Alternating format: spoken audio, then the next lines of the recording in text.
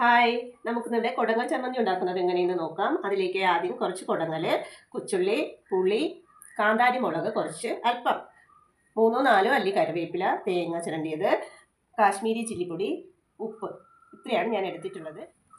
ഇതെല്ലാം ഞാൻ മിക്സിയുടെ ജാറിലേക്ക് ഇട്ട് കൊടുക്കുന്നുണ്ട്. കൊടങ്ങൽ, കൊച്ചുള്ളി, കൊടങ്ങലും കറിവേപ്പിലയെല്ലാം നമ്മുടെ പറമ്പിലുള്ളതാണ് കേട്ടോ. ഒന്നും പൈസ കൊടുത്ത് മേടിക്കേണ്ട കാര്യമില്ല. കൊച്ചുള്ളി ഒരു അല്പം കൂടുതലിട്ടാൽ നല്ല ടേസ്റ്റ് ആയിരിക്കും.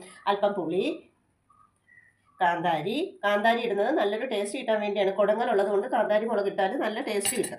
3-4 അല്ലി കറിവേപ്പില ഇടാം, നമ്മുടെ ഇഷ്ടാനുസരണം. നമുക്ക് എന്താണോ ടേസ്റ്റ്, കറിവേപ്പിലേക്ക് ടേസ്റ്റ് കൂടുതലെന്ന് തോന്നുന്നവർക്ക് 4 അല്ലിയോളം കറിവേപ്പില ഇടാം.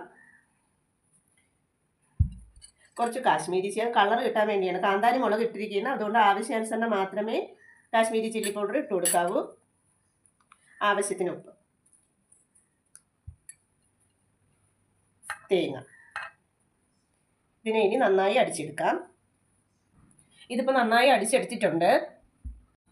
ഇപ്പം നമ്മുടെ കൊടങ്ങൽ ചമ്മന്തി റെഡി ആയിട്ടുണ്ട്. ഈ ഒരൊറ്റ കറി മതി നമുക്ക് ചോറ് കഴിച്ച് തീർക്കാനായിട്ട്. അപ്പോൾ ഇത്രയേ ഉള്ളൂ. ഈ ചാനൽ ആദ്യമായി കാണുന്നവരാണെങ്കിൽ സബ്സ്ക്രൈബ് ചെയ്യാൻ മറക്കരുതേ.